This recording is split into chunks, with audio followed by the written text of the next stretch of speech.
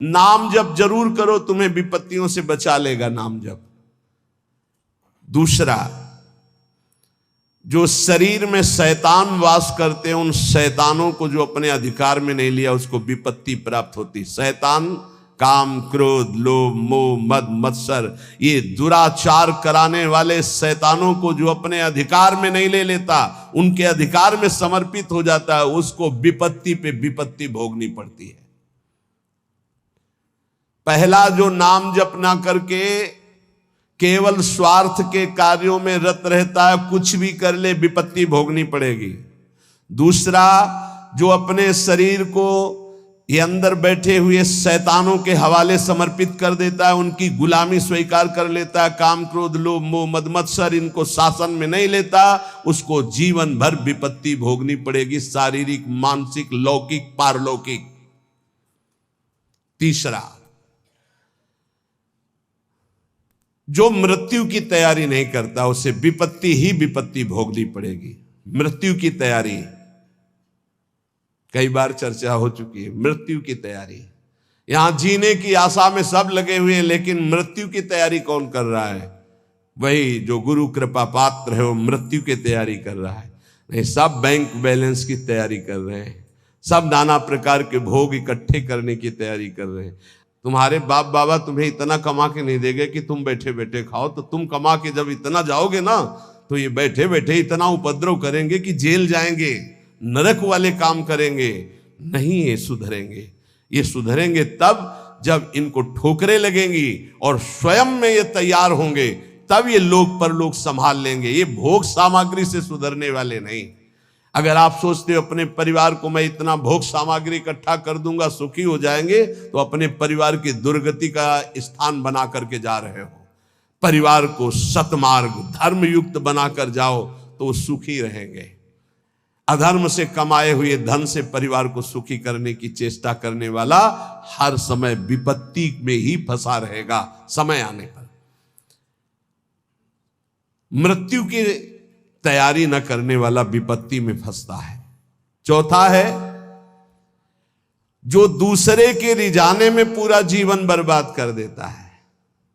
दूसरे के रिझाने, ईश्वर से विमुख होकर दूसरों को संतुष्ट करने में पूरा जीवन व्यतीत कर देता है, उसको विपत्ति भोगनी पड़ती है।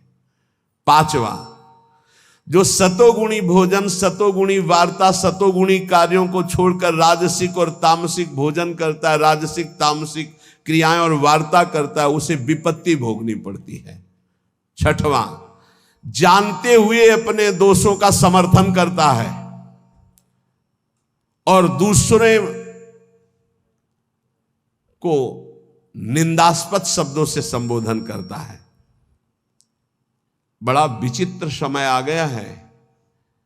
कल एकांतिक में कह रहे थे कि हजारों लोग जिस बात को आप मना करते हैं उसका सपोर्ट कर रहे हैं, तो फिर हम उसी बात को मानेंगे जिसे हजारों लोग, तो हजारों लोग गलत करें तो वो गलत को गलत नहीं बोलोगे, सपोर्ट करने लगोगे। हजारों गलती कर रहे हैं तो तुम उसी गलती को सपोर्ट करोगे। हजारों शराब पी रहे हैं तो तुम शराब को सही मानोगे। हजारों मांस खा रहे हैं तो तुम आप उसको सही का निशान दे दोगे। हजारों व्यभिचार कर रहे हैं तो तुम सही का निशान दे दोगे। तुम्हारी बुद्धि भ्रष्ट हो गई। धर्म शास्त्रों के विरुद्ध आचरण करने वाले चाहे करोड़ों हो जाएं तो भी उसका विरोध होता रहेगा। अगर अंदर से आप विरोध करोगे तो निकल जाओगे दुर्गुणों से। यही बात कह रहे हैं, अपने दोषों का समर्थन करने वाले की दुर्गति होती है, विपत्ति में फंसता है। भगवान कह रहे त्यागा शांतिरंतरम, और उपदेश दिया दे रहा भोगा शांतिरंतरम। शास्त्र सम्मत जगत गुरु भगवान श्री कृष्ण की बात से बढ़कर किसकी बात होगी? ब्रह्म ऋषि जन भगवान की ही तो दी हुई बातों का अनुभव करके बोलते हैं। ये कौन सी रीति चल गई है? मनमानी आचरणों को साधना कहा जाता है। अपने दोषों का समर्थन करके उसे कहा जाता है वो पुराने जमाने की बातें थी, अब ये बातें माननी पड़ेगी। नहीं, ये 6 बातें जिनमें हैं उनको विपत्ति भोगनी पड़ेगी। करते सुख के लिए परिणाम दुख मिलता है। जो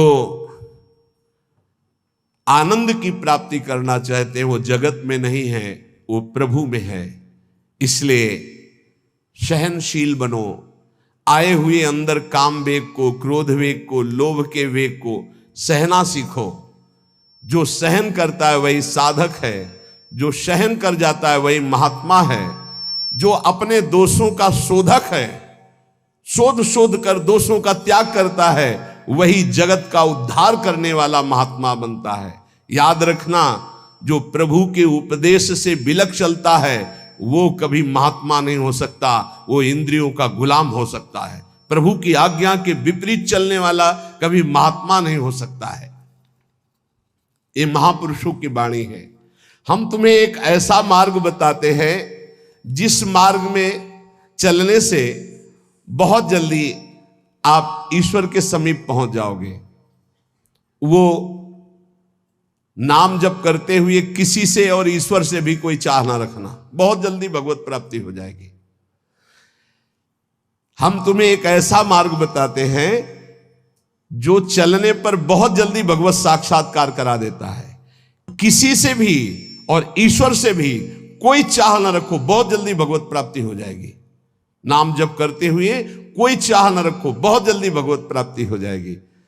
और याद रखना, जो नाम जप करता है ईश्वर से कोई चाह नहीं रखता, तो ईश्वर उसकी ऐसे चिंता करता है जैसे छोटे बच्चे की मां चिंता करती है। किस समय उसको बाल भोग देना, किस समय उसको दुग्ध पान कराना, किस समय उसे स्नान कराना, ये मां की चिंता है, ना कि बालक की। जो ना किसी से चाहता है ना ईश्वर से चाहता है, खूब नाम जप करता है, उसे बहुत जल्दी भगवत प्राप्ति हो जाती है। निष्प्रयोजन भार स्वरूप उनका जीवन होता है जो भजनहीन होते हैं, बिल्कुल बेकार मरा जीवन। जिन हरि भगत हृदय नहीं आनी, जीवित सौ समानते प्राणी। क्या मुर्दे का सा जीवन है। इतना कीमती जीवन, एक एक श्वास भगवान के भजन में लगानी चाहिए। व्यर्थ के जीवन में, व्यर्थ के खान पान, कई कई ऐसी बातें जिनकी याद आकर हृदय में आम हंसता है, ऐसे जीवन को नष्ट किया जा रहा है। भ्रमण में सब दृश्य देखे हैं। गंगा का किनारा पावन तपस्वियों के लिए भी और राक्षसों के लिए भी है।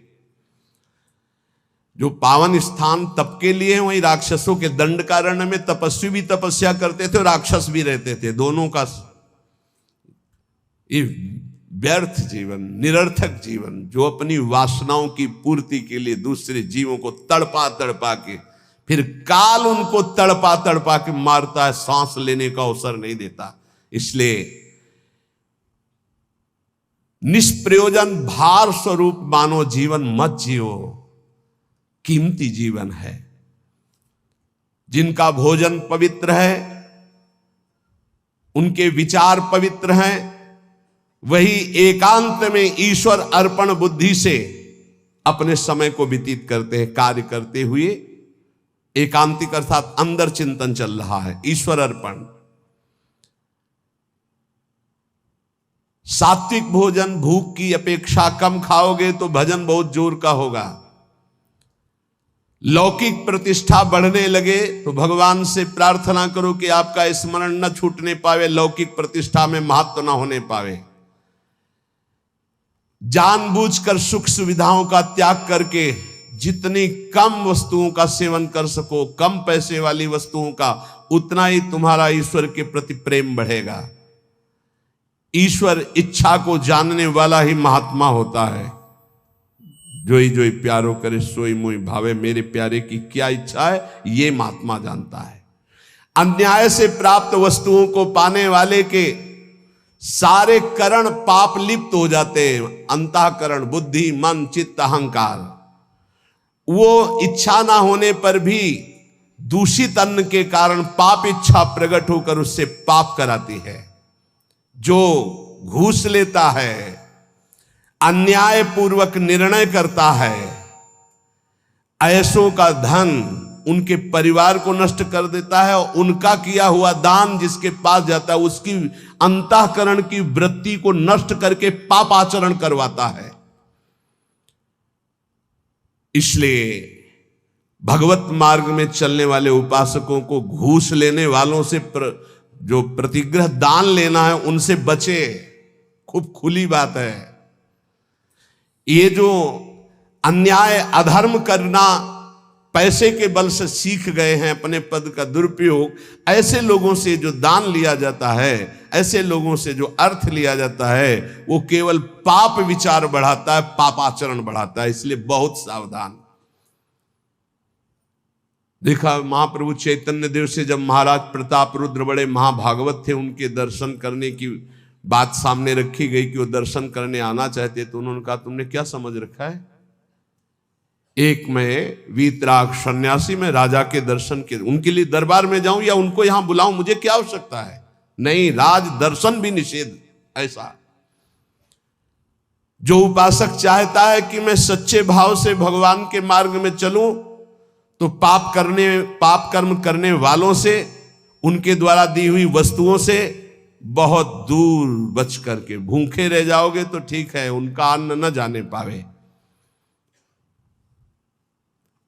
ईश्वर भक्त अदृश्य परमात्मा की इच्छा का अनुमोदन करता रहता है और वह देखता रहता है कि मृत्यु हर समय हमारी प्रत्येक श्वासों को गिन रही है।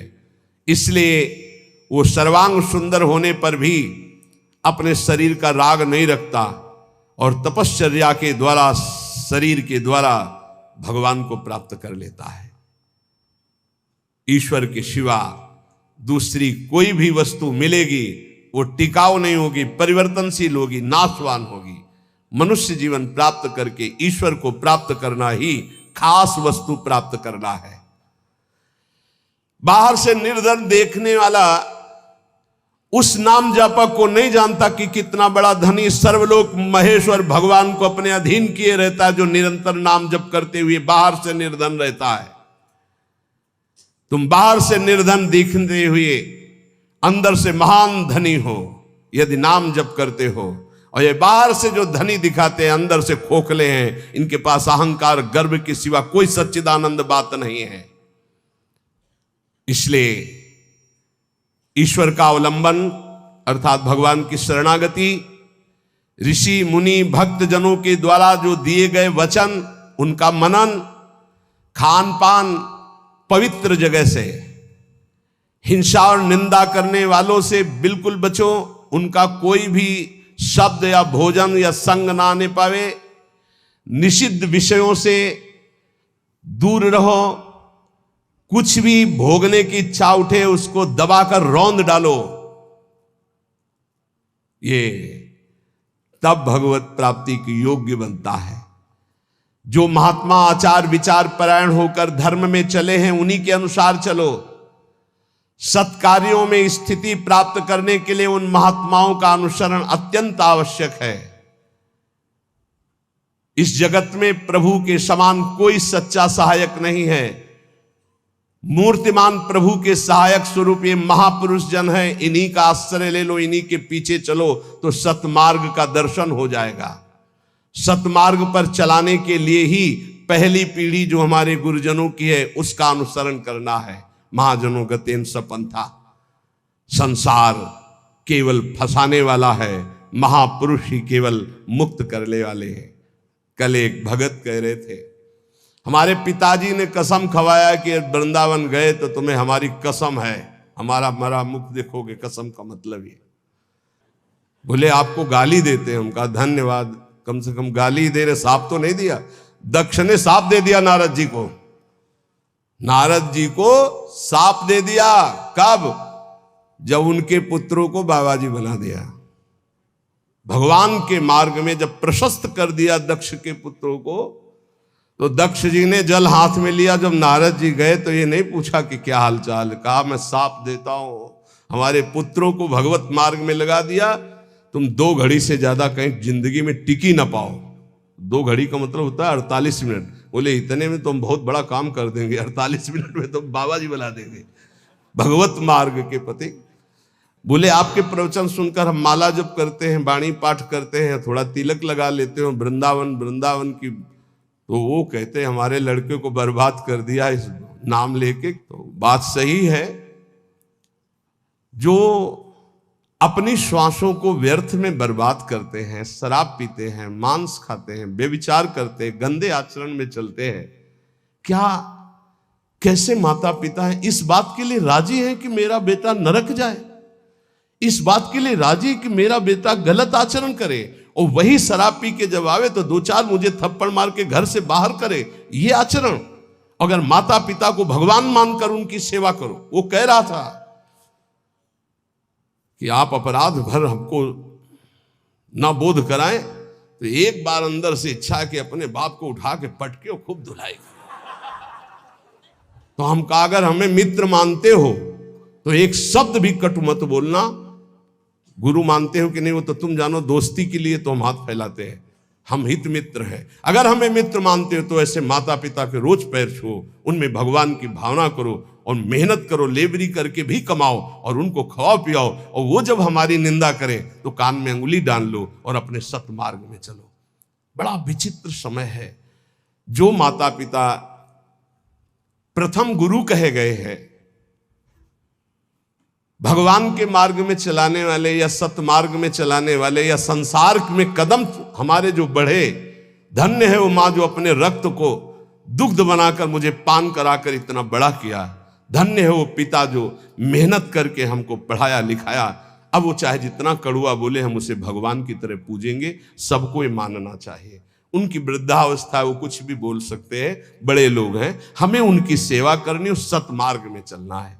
तो यहां कह रहे कि महापुरुषों के सिवा अपना कोई सतमार्ग बताने वाला नहीं, इसलिए संतों की बात को मानना चाहिए। वो अहेतुकी मित्र हैं, तुम्हारा अमंगल नहीं कर सकते हैं। इस जगत में प्रभु के समान कोई सच्चा सहायक नहीं, और प्रभु ही महापुरुषों के रूप में प्रेरित करते हैं आकर के अपने मार्ग को। इसलिए मन को सत्य मार्ग में चलाने के लिए पहली सीढ़ी संत महापुरुषों के वचनों के आधार पर चलो। आज हम सबके ऋणी हैं, सच्ची हृदय से ऋणी हैं। धन्यवाद देते हैं कि आज इस कलयुग के प्रचंड तांडव काल में आप संतों की बात मान रहे हैं। इसलिए हम आपके चरणों में प्रणाम करते हैं, क्योंकि इसमें आपका मंगल है। आप स्वस्थ रहेंगे, आप भगवत भजन करते हुए अच्छे आचरण वाले रहेंगे, तो आप हमारे बहुत बड़े हितैषी हुए। क्योंकि आप सुखी हैं, आपका मंगल हुआ, तो मेरे कर्तव्य का पालन हो गया, मेरे साधु वेश का धारण करना सार्थक हो गया। आप हमारे बड़े सहयोगी हैं, आप हमारी भागवती उन्नति के बहुत बड़े कारण बन गए। क्योंकि हम धन्यवाद के पात्र तभी बनेंगे जब हमारी बात को मानकर आप धन्य हो जाएंगे। हमारा कल्याण हो गया, हमारा मोक्ष हो गया तो बहुत छोटी बात है। अगर हमारी बात से आपका कल्याण